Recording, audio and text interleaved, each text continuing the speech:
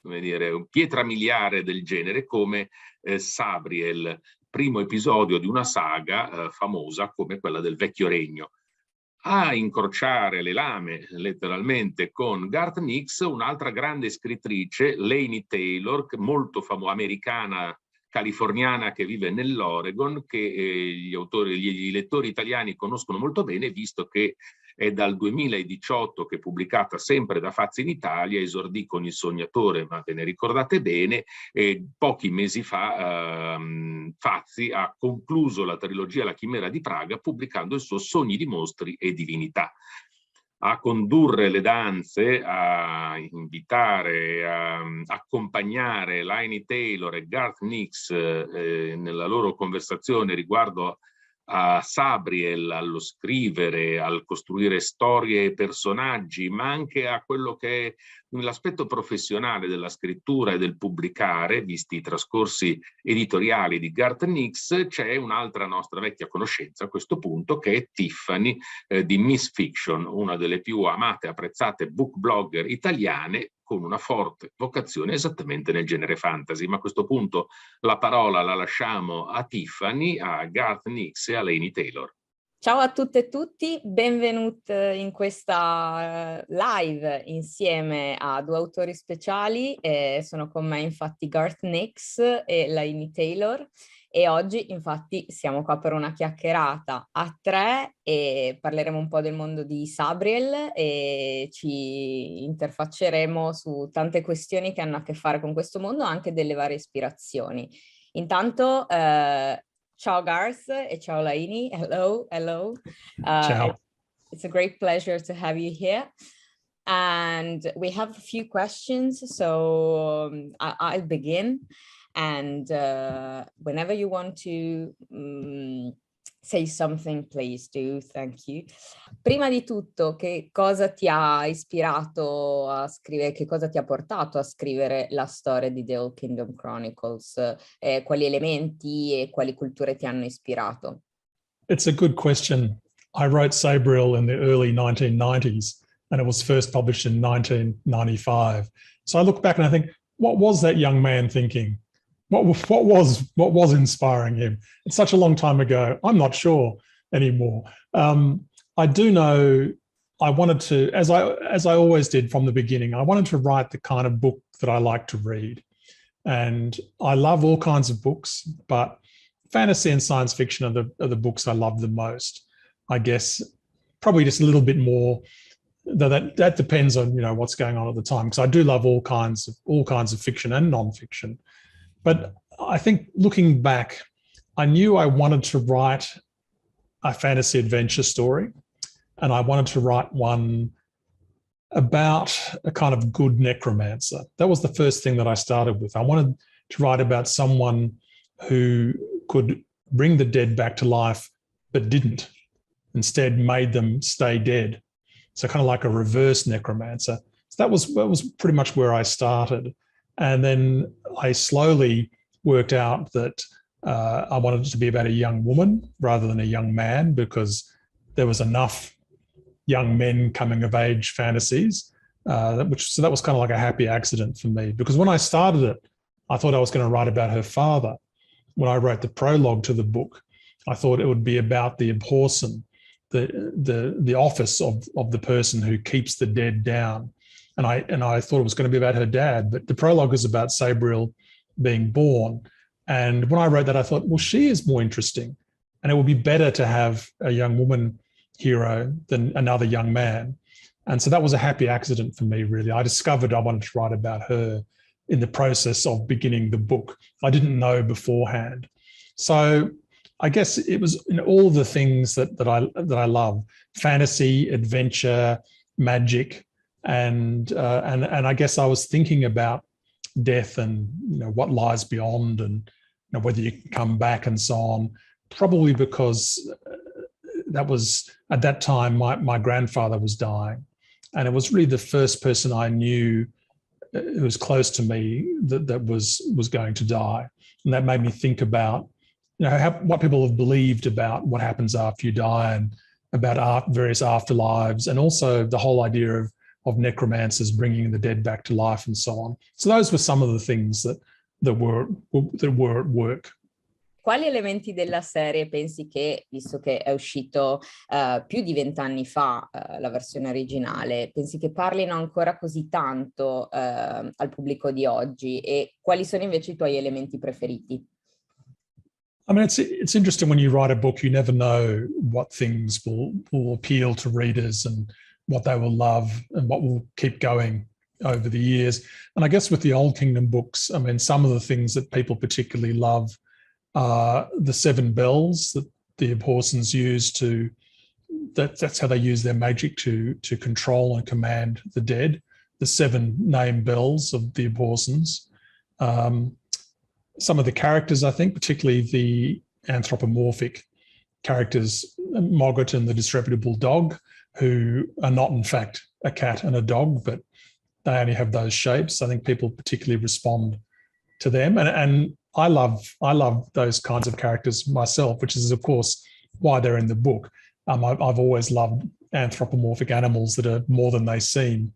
The actual depiction of death itself, a river that flows through 9 gates, seems to also be something that resonates with people and has stuck around. And also some things like, there's one line in the book, which I never thought about twice when I wrote it, which is, does the walker choose the path or the path the walker? That's just a rhetorical question, really. It's not a question that has an answer, but people particularly like that line. Now they get tattoos of it. They talk to me about it all the time. I never thought twice about it when I was writing it, but it's one of those happy accidents where it seemed to speak to people. So those are some of the things that I think have stood the test of time. People like the setting too, I guess, as well. So not just death, but also the sort of 1920-ish sort of pseudo-England of Ancestiere, the wall that divides it from the Old Kingdom, and the fact that technology works in Ancestiere, it doesn't work across the wall. Magic works in the Old Kingdom, but it doesn't work in Ancestiere. So that sort of thing, I guess the whole setup is something that seems to have appealed to readers over the years, which is great, of course. I'm very happy that it has. And great for happy accidents, which are the Yes. best. Una domanda per Laini invece è: come ha influenzato il suo lavoro, ovviamente se lo ha influenzato il lavoro di Garth Nix nella sua scrittura, anche perché Sabriel è considerato uno dei primi young adult fantasy della nuova era. Yes, and Garth, if you actually didn't know, I'm sure I must have said when we've spoken before that it was a total influence on me. But if I hadn't said that, it absolutely was. It's nice to hear. There's so many things influenced me, of course, too. So I mean, when I was a teenager, and obviously I was not a teenager when Sabriel came out. But even when I was a teenager, I wasn't reading. And there wasn't a lot of YA books then, but if there were, I wouldn't have been reading them, and I wasn't even really reading fantasy. I had loved fantasy as a young reader, as a kid and a middle grade reader. And when I became a teenager, I became extremely literary. It was very insufferable, and I only read French poetry and classics and whatnot. And I was actually laughing the other day because my 12-year-old daughter went to the bookstore with her friend, and the friend came back with Rabelais, Gargantua, and Pantagruel, and I was just cracking up because at 12 maybe that wasn't me, but later. But so then at university, as an English major, I still wasn't reading fantasy. And when I was trying to write, in my early 20s, I was trying to write literature, and it was like not going anywhere. I was not having fun. I had no idea what to write about. I was like a 22, 23-year-old. I had no significant life trauma to draw from or experience, and it just had nothing to write about. And around that time, a big fantasy book took the world by storm for young readers, and I read it, and it was, it was fine, whatever. It was fun, but it led me to rediscover other fantasy books for young readers. And the first books that I picked up were Sabriel and the Golden Compass. And so that was just an immediate, like the world building elements in Sabriel. I always you can say it either way. Yeah. I flip-flop myself, so you can Sabriel, potato, it's fine. Yeah, I mean, so for me, it was like a double thing. Like I hadn't really been reading fantasy for a long time. I had been reading, 18th century, whatever. And I also hadn't been reading books for young people in a really long time. And they had happened in that time, this industry had begun. And I did work in a bookstore during college, so I was aware of things that were out there, but I wasn't like compelled to, pick them up so much. And then all of a sudden there was this huge world. And as soon as I started reading these books and discovering, and I think I was really lucky to pick those two up because they remain a couple of my favorite world building elements of all time is your concept of death and the bells and everything that you just mentioned. I was like, I'm going to wait, but I'm going to pipe up. Like the world building is just so wonderful and everything is so cohesive. The names of the bells, everything, like the world building was mind blowing, but also the characters and everything. It was beautiful and I loved it. And then Philip Pullman's Demons was another, I was like, wow, you can do these things. And so I started reading fantasy again and I started reading YA books and all of a sudden there was so much to write about, it didn't have to be about, it didn't have to be about my 20 something experience and it didn't have to be, and so I started having fun and I started writing and I wrote a book and, it took a while, but so yeah, you were very much a part of that journey. So. Oh, that's good to hear. I'm glad to be part of that. And of course, in some small way, I'm glad to have spurred on your wonderful books. So thank you. But that's the great thing. I mean, for all of us, I think, is I am re-enthused for writing by reading all the time. Yeah. Sometimes old books, rereading them, or books I haven't known about and just hadn't discovered, even though they were around for forever. And I read something and I think, wow, that was so great. I really feel like trying to write something good myself because I've read something good. Yeah, I absolutely feel that way. And I just want to say, I'm so glad that Sabriel is having this great continuing life over the decades now, because, so many books just don't last on the shelf like that. And as an author, it's sad to think. And, I just had read a book by, a fantasy writer who is a little bit hard to find now, and wasn't even writing that long ago. And so it's just, this awareness that things have their time and fade out. And so I love seeing reissues and new editions and new readers being found all the time. Well, the books are similar to the dead in some ways. They come back. They come back. They can seem completely gone, but they can be brought back. And I love that too. I mean, particularly books that were favorites of mine as a child, which have completely disappeared, and then someone republishes them and they're rediscovered again. Yeah. And I love that. And I also like to try and help it along wherever possible too, because there are so many good books that are unfairly disappear or don't get their moment in the sun. So, well, I'm very grateful that Sabriel has just kept on being there with various sort of prominent resurgences. At the same time, there's so many more books that deserve new outings and rediscovery. And I think you said that it wasn't an immediate success. Is that right? No, it wasn't. No, not straight away. No. I mean, overall, it's sold far more than any of my other books, but it's never actually been technically a bestseller. Okay. So it's kind of that. Some of the later books were. I mean, Lyra and Abhorsen were both New York Times bestsellers. But in fact, Sabriel sold far more. Actually, Daughter of Smoke and Bone was before the list was changed, and so it didn't list, but the other two did. But it just kept on going. I mean, so there's that thing where if you have a book that just keeps on going, even modestly, ultimately over time, it will take over some books that appear to be very big, but they're not for very long. So that's what we all want. Yeah, slow and steady, and just persistent, always there. That's what we want. Yeah. Yeah, it's not, in the book world, but I've just been sort of enjoying the resurgence of the Kate Bush song, Running Up That Hill. Yes, yeah. Well, I'm a big Kate Bush fan. And I was my daughter's age when it came out, 37 years ago, I was 12. And so it's a trip, to have her listening to it now. And I just love that she's just made her first top 10 ever in the US out of this hit. And Stranger Things has done great work for Dungeons and Dragons too. Yeah. Which I started playing when I was 12. And no one had ever heard of it. I mean, literally no one had ever heard of the game because it was new. And it wasn't probably for at least 6 or 7 years that my little group of friends who played ever met anyone else who knew what the hell we were talking about. So it's good when things come back. Good things. All the good things, and we're so happy to have a new edition of Sabriel right now, because there's a new generation that is approaching to the books. So the same happened after the 10 years anniversary of Daughter Smoke and Bone, for example. So that's great. I think I remember that I have a very similar experience to Laini, but I was in my early adolescence, so I started with The Golden Compass and Sabriel.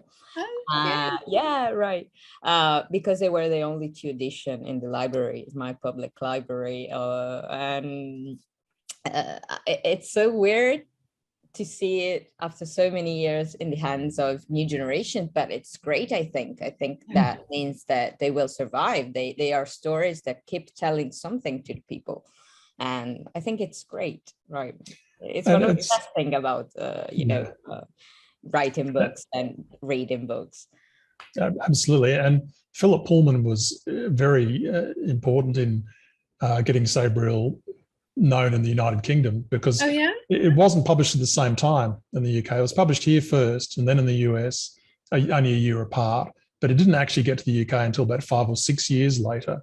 And Philip Pullman very kindly, gave it a brilliant quote, blurb used on the book, which I think made a big difference. So even though The Golden Compass and Sabriel came out at the same time in America, he was incredibly helpful, and I'm very grateful to him for helping it become better known in the United Kingdom. So they're a bit slow to catch up, but they got there in the end.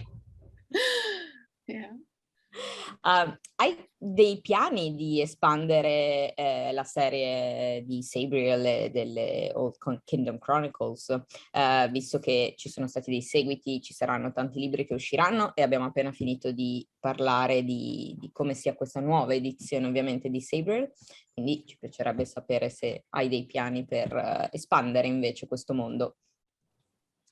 Well, there are 6 books in the series now. I mean, Tersil and Eleanor, the 6th book came out last year.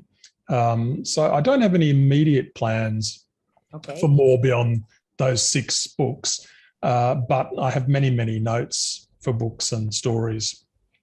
And I do seem to keep coming back to it, not always very regularly. There was quite a long gap between Abhorse and Clariel, and then a little bit more again before continuing on. But I think it's likely I will come back to it, but I have no immediate plans. My next few books that I have lined up are not Old Kingdom ones. Okay. So is there a new Italian edition? Is that of Sabriel? Yes. Sabriel? Yes. Which covers did they go with, or did they do new ones? Let me it because I was just looking for one before, but I haven't got one in my office. Which oh my gosh, I don't know about you, but the foreign edition mailings just really dried up over, and I just missed them. I miss getting them. Okay, so it's just an iconic cover. Yeah, it's beautiful. Looks beautiful, great. Yeah. so beautiful. It's very shiny. It's very shiny, but it has the charter mark, and it looks great. Yeah. Awesome. But yeah, that's all the translated editions. The copies are, yes, I don't know if it's international mail and other things going on, but it was always, when I started getting foreign editions, it was just such the dream to start, have exciting. that shelf, and it's always been one of my favorite things is getting those in the mail, and it's been a really long time. And so I see them online and try to keep track so I can maybe hopefully one day track them down, but I think some of them are just lost to me. Well, if you don't get them at the time, it's often quite hard later. But it is. It's very exciting. I mean, getting a new book of any, I still get very excited when any new book arrives. I mean, I've been doing this for so long, and I've written lots and lots of books. I guess it's good that I still get very excited when a box arrives and wow, it's my funny, new book. And since you're, more of my generation, you might remember this. In the movie Back to the Future, there's a scene that only writers usually remember, and it's a scene where the author's father at the end gets a box of his first published book, like from his publisher in the mail. And so I've always called it the Back to the Future box when that comes. But young people don't, or non-writers, like that doesn't register in their mind. But that was like the first time I think I formed that dream. Oh my gosh, getting a box of books from your publisher of your own book. Yeah. I know it's interesting what gets normalized though. I mean, I get boxes of books all the time. There's different editions and things. And for my kids, their whole life, there's just been boxes of books arriving at the house of my books. So they're completely blasé about it. It's just like, oh yeah, a box came for your dad. And it's like, I'm like, wow, it's my new book. It's the new. Actually, it was funny. And they're like, whatever. Too. And we were in Paris a couple of months ago. We went into my French publisher, and Clementine, she's the same, jaded. I mean, she thinks it's cool, whatever. But my French publisher is the third biggest manga translator in France, and they do My Hero Academia, which is her favorite. And so it was like the most I've seen her like actually excited to be in a publishing office ever because they had all this manga everywhere. So that was cool. My boys expect me, and my wife's a publisher, so they expect between both of us that we know every single famous author in the world and can just connect them if necessary. But they're very rarely impressed by them. But every now and again they are impressed by someone that we know, and it's someone that they read. And it's interesting that those favourites are like a different order above all the others, including their own father. It's like you're not special, but the person that you vaguely know is very special. That's good. I guess. I did get a little thrill the other day though, because my daughter was group texting with her friends, and she actually recommended one of my books. And another friend on the group text said, Laini Taylor's your mom? And she's my second favorite author, which was awesome. But of course, I'm like, well, who's his favorite author? Who's first? But who was it? Yeah, I didn't find out, but I'm going to find out. No. But that was amazing. That was really cool. I would take second favorite. Even third, fourth, fifth favorite would do. It's amongst my son's friends, but I was completely thrilled. It's great. It's a great badge of honor, like second favorite author is great, I think. Oh yeah, it's huge. Ci sono mai stati progetti per lo sviluppo di un film o una serie TV ispirati all'universo di Sabriel? Ti piacerebbe che un progetto di questo genere si sviluppasse? There's been a lot over the years which have just not eventuated. It was set up to be a film in 2009, 2010, which I was co-writing with an Oscar-nominated screenwriter who was a great writer, and I enjoyed wandering around Hollywood with him, and it was actually with Plan B, Brad Pitt's company, so that was kind of exciting and interesting. But we couldn't get it set up ultimately. Curiously, back then, one of the issues that kept coming up, and I'm glad it's not the case now, is that all the studios were worried that it was a female-led story. So there's this question kept being asked: when does the guy come in? The guy being Touchstone, because we'd do our pitch, and then they'd listen to it and they'd go, "When does the guy come in again?" And we're like, "Well, that's kind of like not the most important thing." But for whatever reason, that time it didn't happen. And there's been a couple other times it was set up for a film, which didn't work out. Then about 4 years ago, we had it set up at Amazon as a series, and I co-wrote a pilot with a friend of mine who's a very accomplished screenwriter, also one of my oldest friends I've known since I was 4 years old. She's a wonderful Australian screenwriter.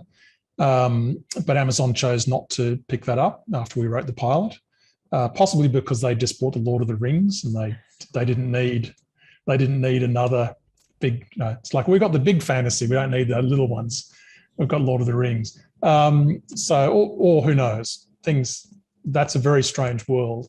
And then about 2 years ago, it was very briefly set up at a big studio, but then they found out they actually already owned a much older sort of YA fantasy, and they decided it was too similar, even though there's actually no similarities really, apart from the fact that it's fantasy, fantasy adventure. But they already had one, I guess, which I notice has not been made. So, you know, who knows? So well, what we really need are apparently 6 more Game of Thrones spin-offs instead of... Yes. Yeah. And another Lord of the Rings, like... I mean, at least it's not just a remake of it's Lord not of the just Rings. a remix. But yeah, I would rather have some original material out there, and I would love to see a Sabriel movie or something animated would be awesome. Yeah, I'd love to see a good one. And, you know, I probably have made it more difficult by wanting a high degree of involvement, which it raises the bar because, you know, typically studios and production companies don't want the original author involved for all kinds of reasons. Some of them actually very sensible. But yeah, I've tried to be, for this, I've tried to be involved. I don't do that with all of my various books, and some of my books, you know, I've just let them be, and they've been optioned, and I've not been heavily involved, because you just got to choose how much you can do. Frog Kisser, for example, is in development with Disney as an animated musical. What is? Frog Kisser. Oh, okay.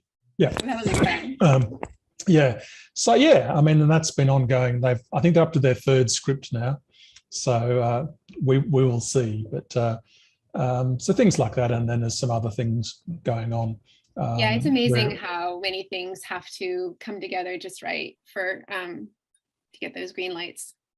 What's happening with Daughter of Smoke and Bone? Because that was going ahead at one stage, wasn't it? Yeah, so it's been a while now, but it got, you know, up to the sort of the place at the table with the head of, you know, the studio where, you know, and it had the director and the script and everything in it. At that point, didn't go any further, and that's been like 8 years or something. So, and there's you know, new efforts, but again, it's just one of those, you know, you've got to, it's just everything has to come together just right, and you really need somebody passionate fighting for it, but also, I don't know, it's just tricky. I mean, I have hopes, and we'll see, fingers crossed.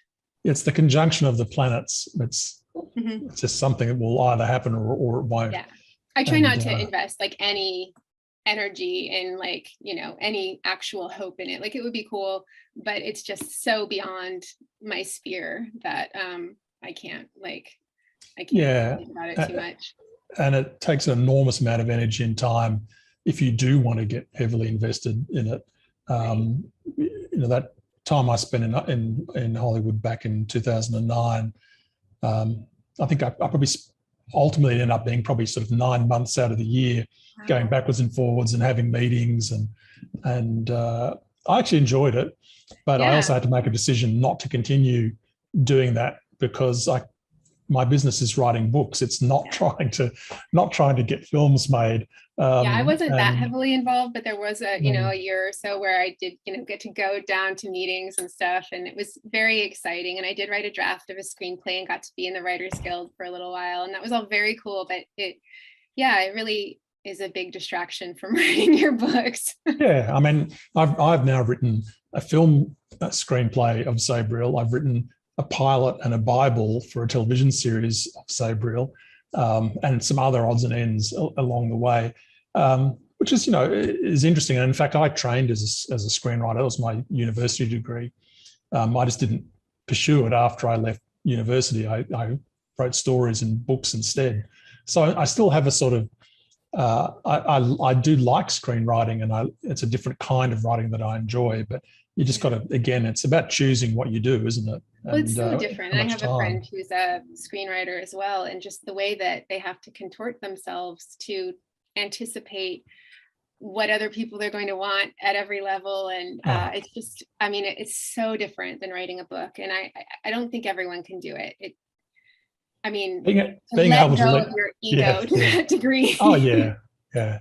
I mean, there's times I've worked on things where because you have really total control writing a book, and then screenwriting you do not.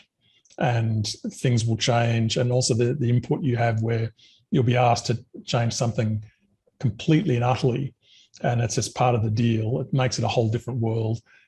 So it's kind of interesting I enjoyed sort of dipping my toe in from time to time, but yeah. I'm also quite glad to just come back to writing books often. Yeah. Also, from a viewer point of view, we've watched so many horrible adaptations. Oh, yeah. So I guess that it has to be the perfect project. Well, not perfect, but the most, the closest to the idea of the book, or the idea of what's in the author's mind. Yeah.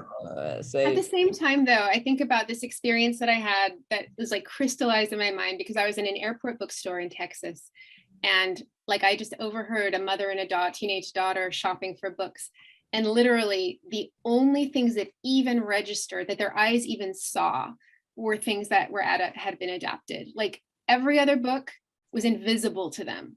If they didn't already know the title from a TV show or a movie, they didn't even see it. And so I think of even a mediocre show as a really great ad campaign for the book. Yes. So I suppose if it's bad enough, it can actually harm the book, but I don't know how bad it has to be. Well, I think the common wisdom is that even absolutely terrible adaptations can't hurt the book, because the book exists. You can't, it doesn't alter the book. But I mean, like how off-putting could it be? Actually. I think it does hurt an author's spirit.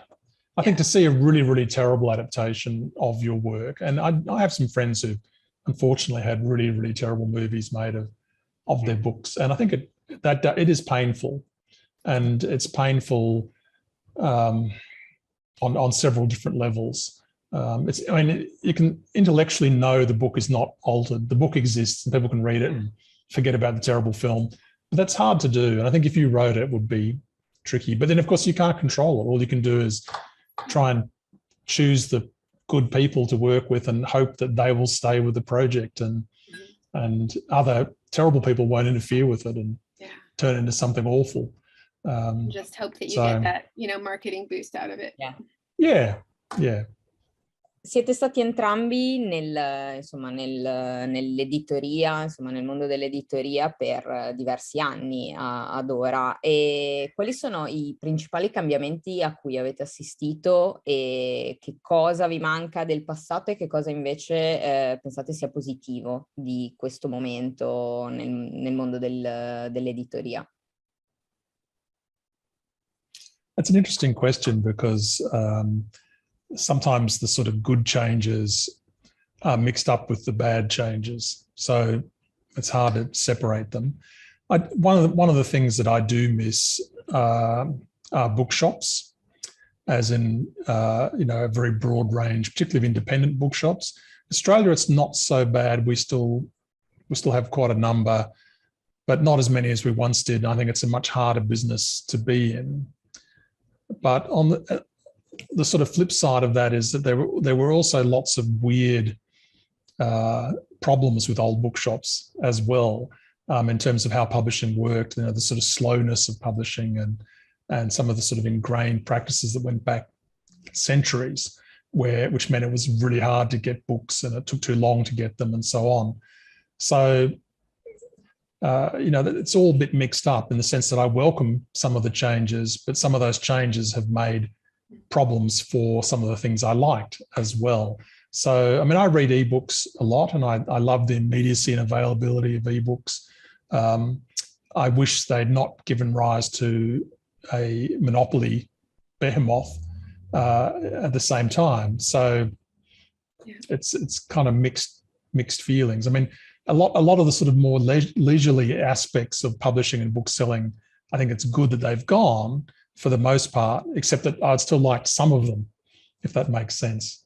But of course you can't have that. On the positive side, definitely is the increased diversity in voices and characters, portrayals. The kind of characters my daughter is reading about were just not, common at all when I was a young reader. It was really hard to find different cultures represented, let alone sexualities and different lifestyles. And it's just now you know, a lot easier for kids to find themselves reflected in books. And though, of course, in the US, they're really fighting hard to take that away and make there's sure. forces here too, but less so, I think, than the US. But yeah, that's a very welcome change and massively overdue one as well.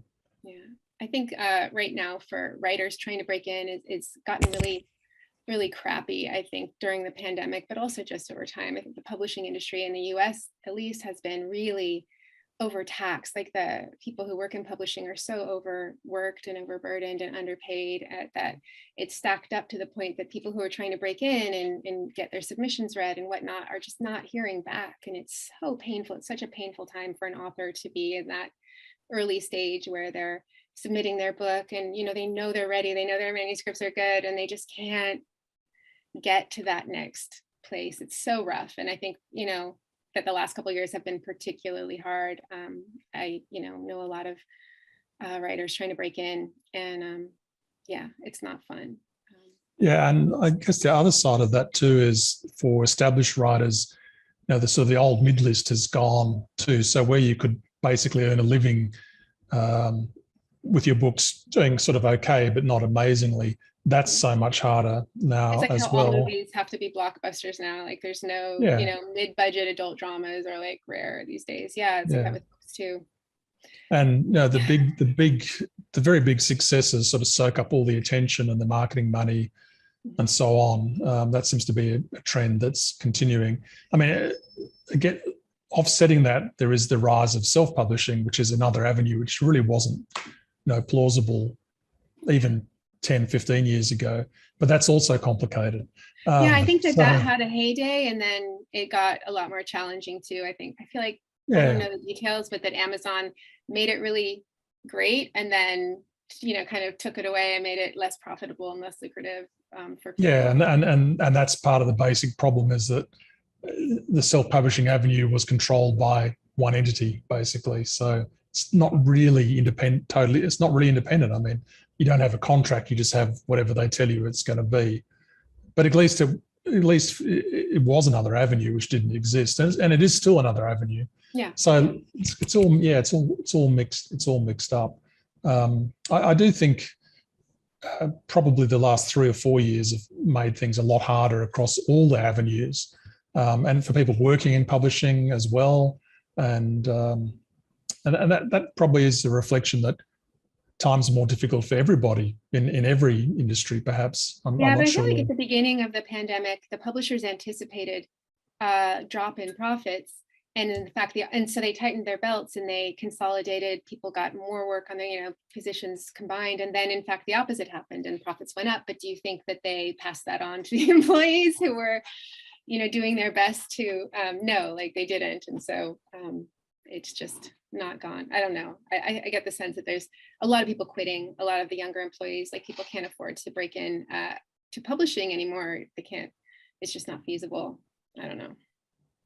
Yeah, it's always been very hard. And I think particularly in the US, when it was so New York focused, just living, and in the UK and London, you know, just being able to afford to live in those cities. Yeah, here's your entry level. Yeah, so it bred a class of people who were, you know, who could, like, you know, be supported by their families while they were breaking into this industry, and it completely excluded people who couldn't do that. Yeah.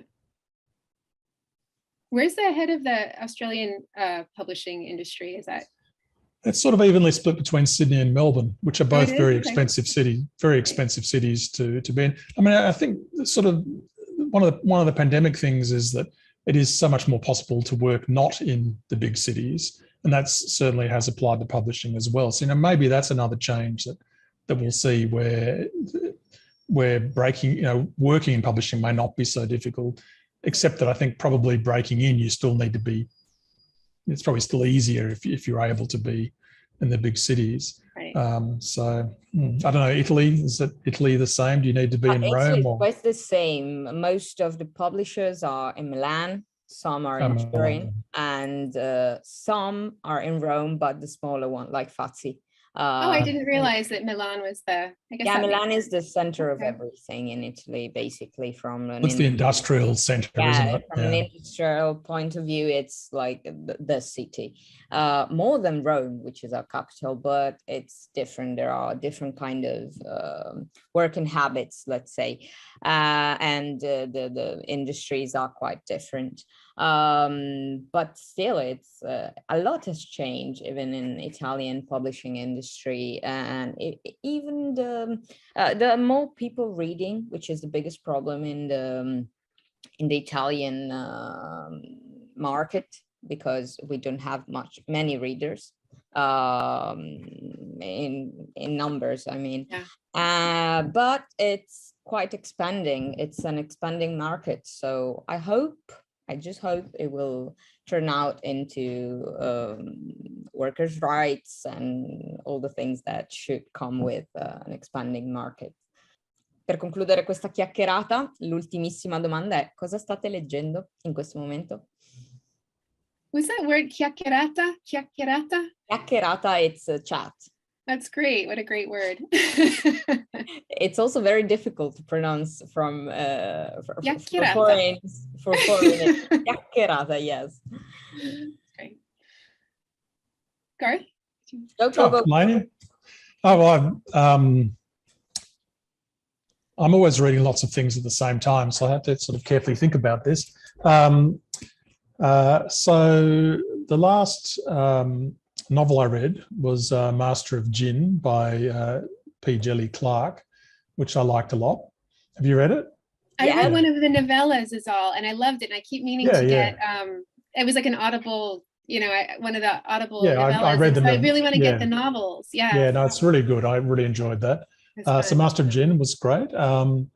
And then before that I read A Marvelous Light by Freya Marsk, because I was on a panel with her recently, which is always a good prompt to read new things that I wouldn't otherwise read. And I'm always rereading as well. And I've just been often sort of comfort reading, I think, things that I love and return to. And I've just reread some of Georgette Heyer's Regency romances for like the 11th billionth time. Though my favourites have changed over the years as I've got older, which is kind of interesting. Some of the ones I didn't like so much when I first read her as a teenager, I like far more now. So that's kind of interesting. And I just reread some of Elizabeth Moon's science fiction space operas, the Cyrano books, which I really like. So I've been reading those. And I'm also reading some non-fiction as well, which I always do. So I'm reading a history of the Anglo-Saxons by Mark Morris, who's a great historian. And it's very good. And I've got a couple other things as well. Is that covering the formation of England, or is that it's a history of early Kingdom era, or early England? So it's basically from the Romans to the Normans, that period. So, but he's a very readable historian. He wrote an excellent biography of King John as well, who's kind of always been an interesting character, I think. So that's just some of the things that I've been reading, and the letters of Graham Greene. I love authors' letters, collections of authors' letters. I was at my local bookshop and it was on specials, like a third of its normal price, so I couldn't resist it. And of course they're so often they're all about money.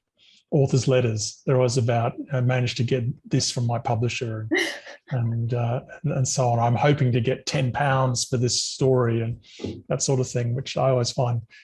It's the old joke is that beginning authors talk about the art and the craft, and established authors always just talk about the money.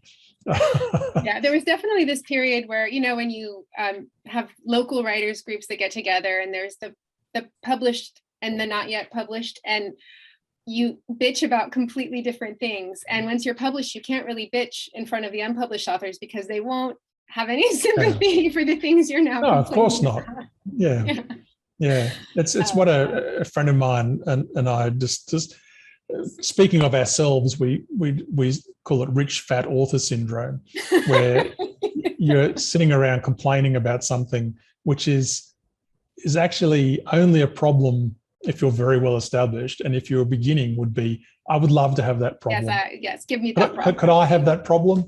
Yeah. So yes, so authors' letters are always interesting for that, and also because the art and the craft is also very interesting to me as well.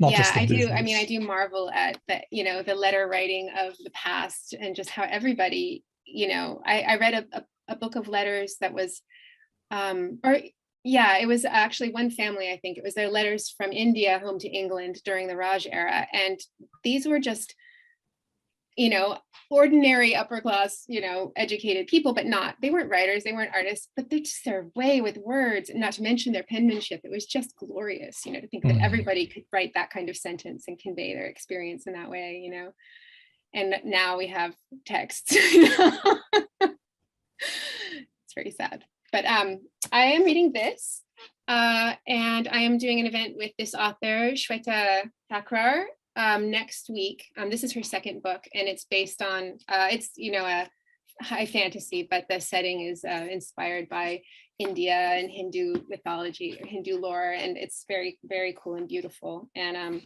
I used her name as one of my, I asked her if she minded, years ago, 5, 6, I don't know how many years ago, when I wrote Strange the Dreamer, each section starts with a invented word with a meaning, and the word Thakrar in Strange the Dreamer means the point at which awe becomes terror and terror becomes awe. And she did not mind me using her name for that. She gave me her blessing. But so this is really lovely. I've just read a book by Patricia McKillop, who I have never read because my big hole in my fantasy reading, during those years when I wasn't reading fantasy. And she just sadly passed away, and has a lot of beautiful books out. And because she was being talked about when she sadly died recently, I thought now is the time. And it was gorgeous. She's a wonderful writer. I mean, I love The Riddle Master of Head, which I have only read The Song of the Basilisk now, and I have a couple more stacked up. But so The Riddle Master, that's the one you would recommend? Yeah, it's the first one I read of hers. I read it when I was 14 or whatever. Yeah. So of course you have a particular fondness, but I have reread it several times over the years, and I like the whole trilogy, but I like The Riddle Master the best of them. But they're all great, so you should definitely read that. Yeah. I would recommend that trilogy. Yeah. Okay. I also love Signet. I don't know how to pronounce it. It's like Signet. Like a baby swan signet? Signet. Yeah. Signet. Yeah, exactly. That's great. It's inspired by Slavic mythology, and I love it. And the Book of Atrix Wolf is also another one of hers. That, in fact, I love all of hers. Are great. They're all fantastic. I've also just been rereading Lois McMaster Bujold. Oh, I'm a huge fan. Yeah, I have only read the Chalion books. I love them all. Yeah, but I love these. They're wonderful, and so I do want to get more of her. Have you been reading the Penrick and Desdemona novellas? Yes. Oh my God, which are also fantastic. But The Curse of Chalion is probably, she's one of my favorite authors, but The Curse of Chalion is probably my absolute favorite of them all, which is it's always hard to pick out something that I think when you have an author whose all their books are good, but that one is just a little bit above. And it's so good. And then I read Paladin of Souls right after, and I think I liked that a little bit more just because you so seldom have a fantasy main character who's a woman whose children have grown up and who's sort of at the end of her usefulness, and in a fantasy setting you don't have a 45-year-old woman having adventures and falling in love. It's and she does it so well. She does it so well. Yeah, no, I'm a big fan. Yeah, so I'm excited to read more of her books. But that was my second read of the Chalion books. So now I'm ready to check out some more. Yeah. That's great. So thank you so much for chatting with me. It's been a great pleasure, and I'm very happy. I'm still quite shocked that Laini hasn't had pink hair for the first time.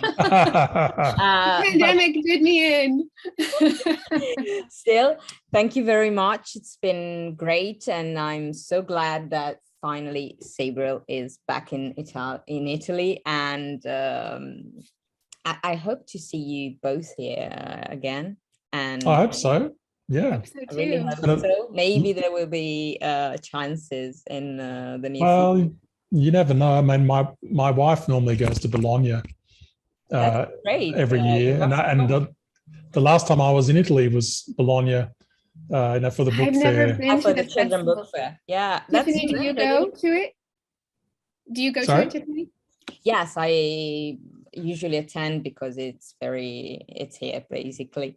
So that's great. I know it's very famous outside of Italy, the Bologna Children Book Fair. It's one of the. Was it back this year in full force? Yeah. Yeah. Yes. A bit contracted than usually, but still, it was the usual form or the usual shape of the fair. So I hope to see you here both. Let's hope so. And thank you again for spending some time with me this morning.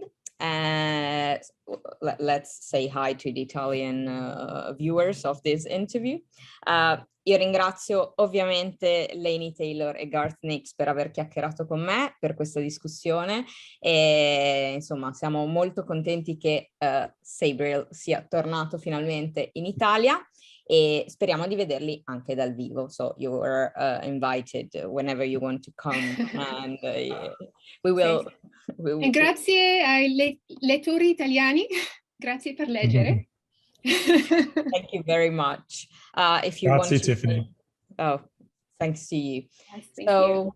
That was great, and thank you again for. Thank you. Nice to see you too, Laini. Nice to see you, Garth. Yeah, and hope you get some rain, Tiffany, and some break in the heat. Yeah, I hope so. Absolutely. Yeah. Take care. Bye. Bye. Bene, come dicevamo, una conversazione ricchissima, si è parlato veramente di tutto ed è stato molto bello sentire come due colleghi si confrontano sui temi a loro cari della scrittura e della costruzione dei libri. Con questo chiudiamo questa serie di PDA Social Club che va in vacanza per un paio di mesi e ci ritroveremo a settembre con nuovi appuntamenti, con nuovi libri, con nuovi autori. Intanto grazie a tutti, grazie agli autori, grazie agli editori che ci hanno messo in contatto con gli autori, grazie ovviamente alle tantissime librerie che in questi mesi hanno condiviso sulle proprie pagine Facebook le nostre conversazioni e grazie soprattutto all'inclito pubblico. Buona estate a tutti, ci rivediamo a settembre.